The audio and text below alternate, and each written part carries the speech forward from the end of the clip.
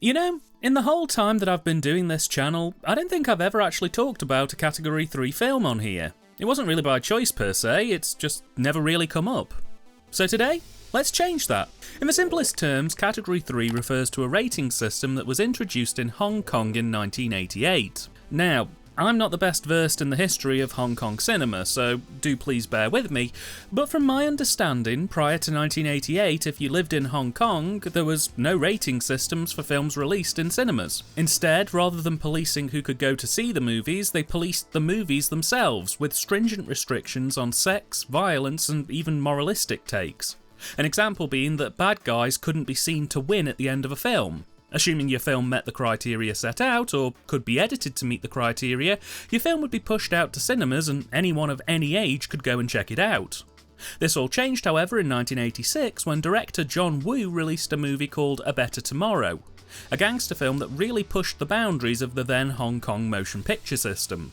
As such, there was an outcry from a cross-section of the general public who were concerned that some films may have objectionable effects on children in parallels not too dissimilar to the video nasty outcry in the UK.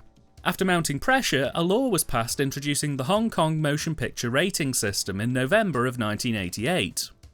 Similar to the system established in the UK, any film that was to be screened in Hong Kong from that date onwards would have to be submitted to the Office for Film, Newspaper and Article Administration, who would extensively watch the film and grant it both a permit to be screened and a category rating depending on how explicit the content was, with only educational, institutional or religious films being exempt. Cats 1, 2A and 2B are advisory ratings. It's basically at the discretion of the theatre or the parent to determine if the child is old enough to watch the movie or not. But Cat 3 does carry some legal implications, and most movie theatres carry the legal right to check a person's ID before issuing them with a ticket to see a Cat 3 film. With Cat 3 films being a bit of a broad church, you never can quite know what to expect from them. Some can be rather mild, a couple of scenes of heavy gore here and there, a few nude shots, that's your lot. On the other end of the wedge, however, you can end up with extremely graphic simulated rape films, movie of extreme torture, gore and violence, and much, much worse. I think it's fair to say that these films do not fuck around. So, in order to ease into the world of Cat 3 nice and gently, today we're going to be taking a look at 1991's The Holy Virgin vs. The Evil Dead.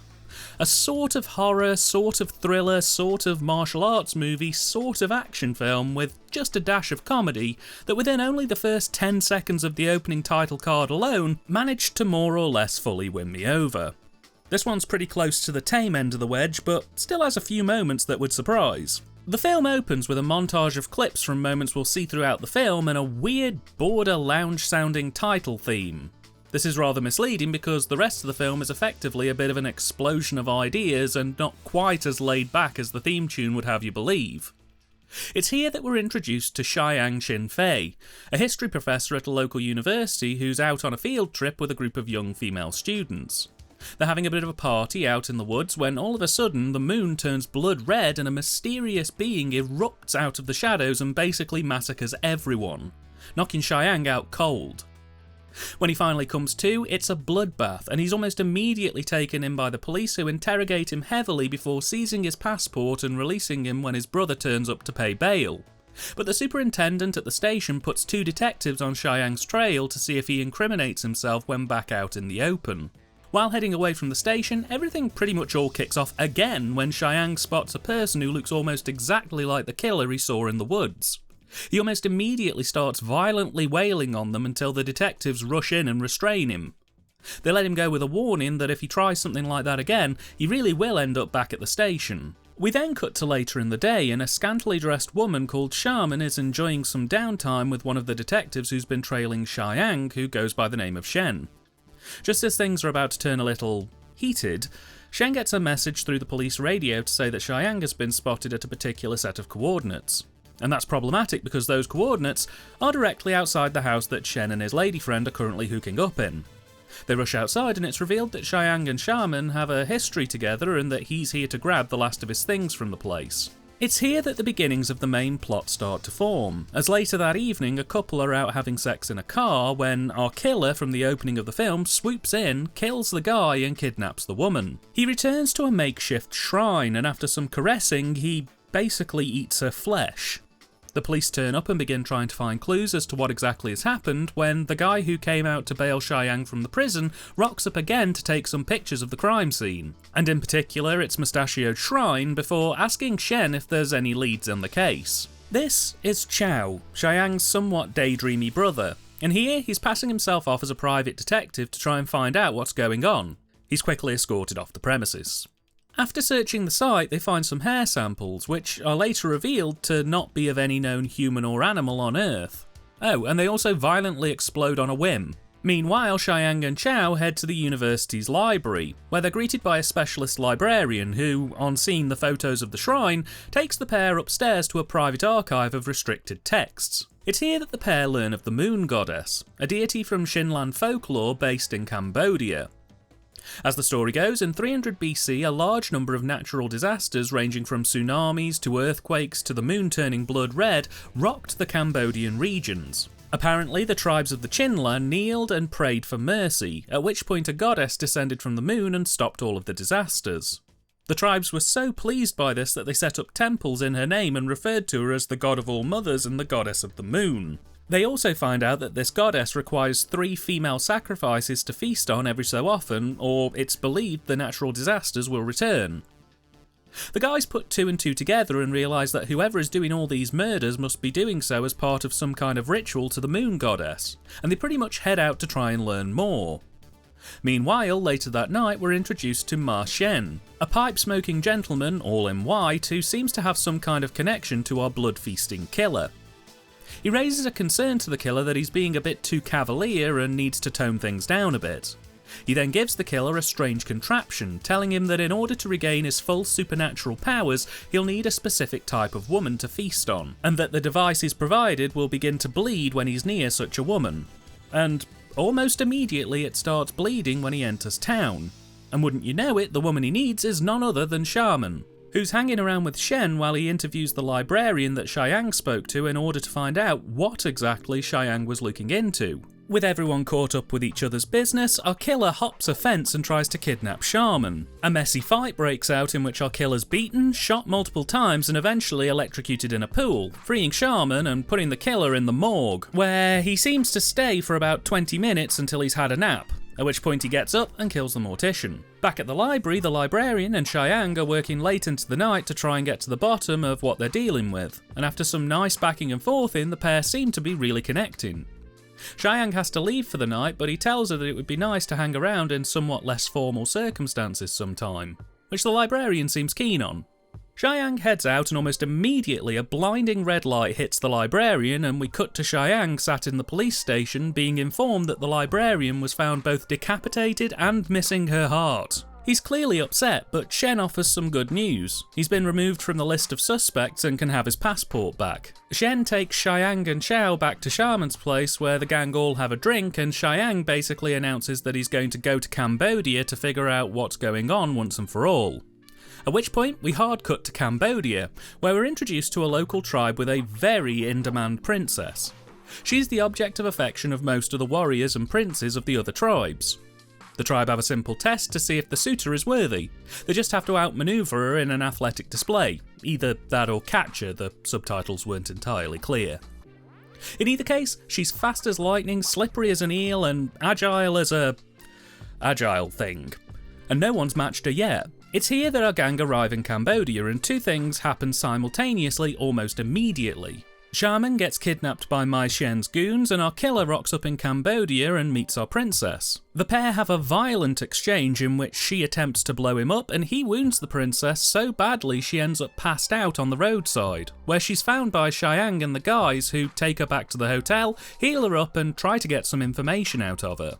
And this, in effect, leads us into our final act. As the princess reveals the killer's true identity, the guys realise that Shaman has been kidnapped and mount a rescue attempt, and the true powers of the moon goddess reveal themselves. Will Xiang and his crew manage to stop the curse of the blood moon? Will the princess put an end to the killer? And will the other detective who quits the force halfway into the film actually have a point in this thing? Well, all this and more will be answered if you check out The Holy Virgin vs. The Evil Dead.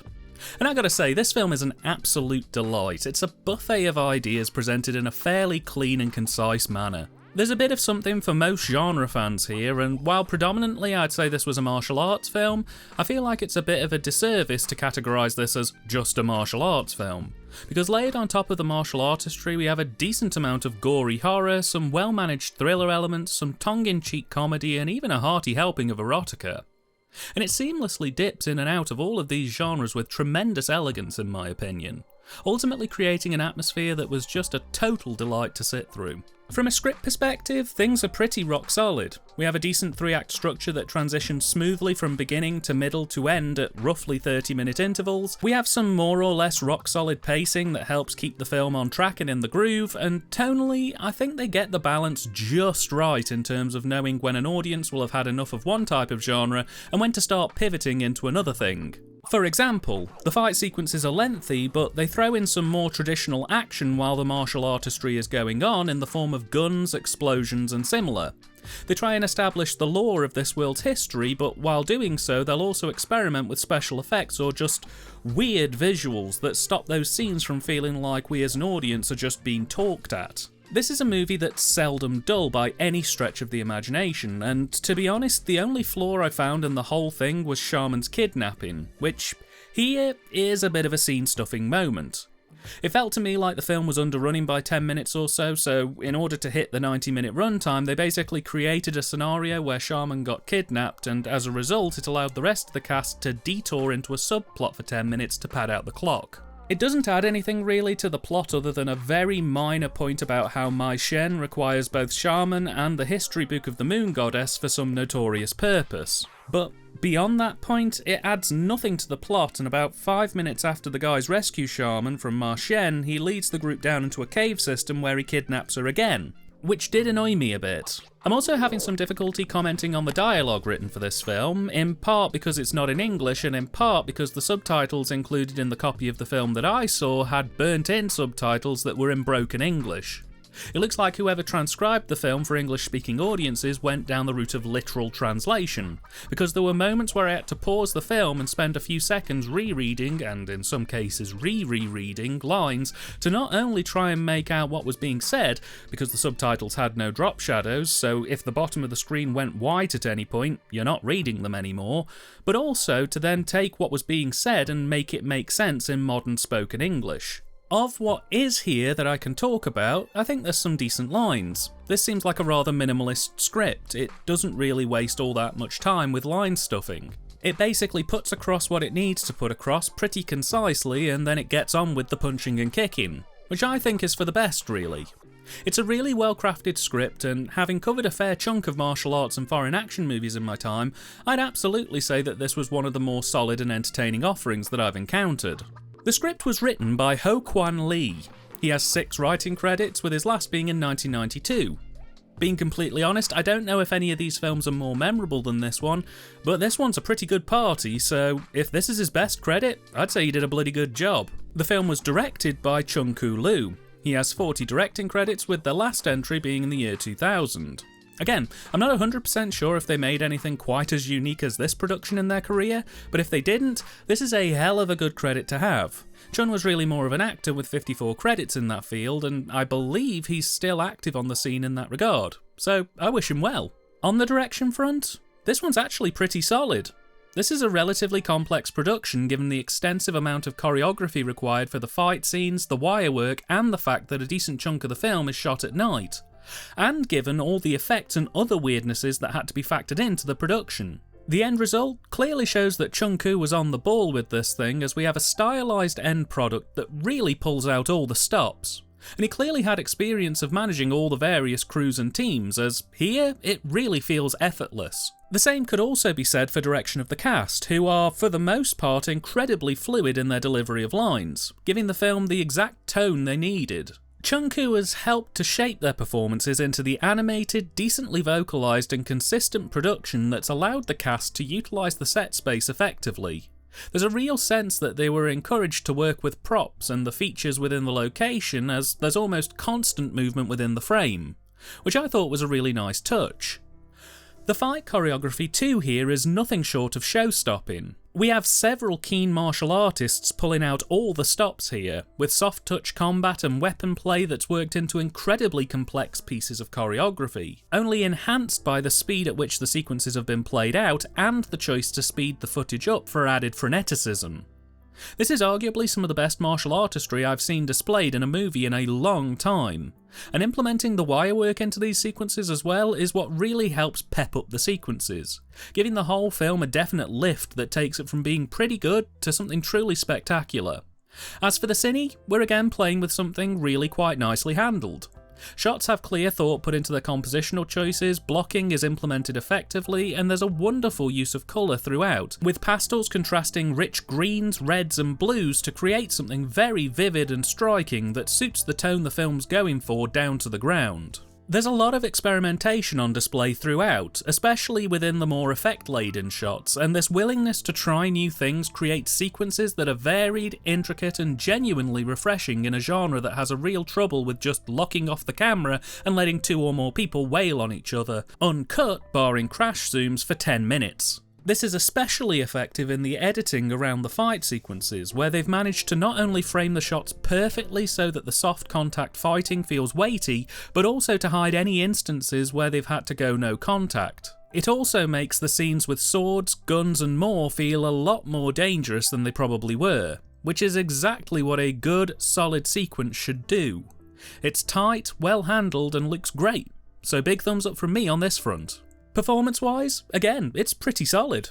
As mentioned, the cast utilise their set spaces well, they're animate, deliver their lines fluidly with just the right amount of passion and energy this kind of film needed to take it into a slightly more campier area, and critically, they aren't afraid to add a bit of darkness or pathos to the performance when required, which is perfect for this kind of film as it creates a wonderful contrast of lighter, more mirthy moments working in tandem with hard gore, murder and other bleakness. It's great. Of note, Donnie Yen is a fantastic leading man here as Xiang, working a full range across the runtime and effortlessly flipping from acting style to acting style as new situations present themselves. He's a fantastic performer and I can't wait to see some of the other movies he's been in to really get a feel on his range in other genres. Pauline Young also astounds as the princess in this, having a real sense of independence and mobility that just isn't seen really in films from this time. She's straightforward, blunt, no nonsense, and a total powerhouse here who swipes first and asks questions later. A fantastic performance, quite honestly. Ben Lam as Sergeant Shen is also good and solid, acting as a good foil to Donnie Yen and offering just enough difference to Yen's performance to complement the rest of the cast nicely. That's not to play down the other cast members, however, who also excel here. In fact, I honestly can't really think of a bad performance in this thing. Everyone seems switched on, in the zone, and most importantly, it looks like they're having fun, which is great to see and reflects nicely in the quality of the output. And finally, the soundtrack. And I think the most distinct thing about this is simultaneously how generic the music is in this film and how tonally out of place it is for this kind of picture. It sounds like lounge music. If it was in a romance movie or a comedy, I wouldn't bat an eye. It'd just come across as an overly generic but relatively reasonable fit. Here? Well, imagine if Terrifier was almost entirely scored with upbeat 80s pop, because that's basically what's happened here. And it's a frankly bizarre but somewhat inspired choice. I can't explain how it works, but it's a contrast that I very much got on with. And arguably, given how many of these martial arts movies I've seen, it's one of the better scores outside of mainstream examples of the genre. The Holy Virgin vs. the Evil Dead was released on VHS in the UK in 1991 by Eastern Heroes Video. I can't find a big box or ex-rental release for this title, it looks like it basically went straight to a retail release. While I can't find any information to suggest the film was cut on its release, given the BBFC's absolute disdain for the martial arts genre, I'd be genuinely surprised if this movie came out in the UK in '91 without something being trimmed out. It was released on DVD in the US in the mid-2000s, but it's long out of print. There's surprisingly little information on it available online, and again, I can't tell for sure if it's cut or not. Finally, in June 2020, Gold Ninja Video released the film fully uncut on Blu-ray with a wonderful raft of extras and Easter eggs, including a full feature commentary, a Donnie Yen retrospective, a trailer pack, and not one, but 2 additional movies included.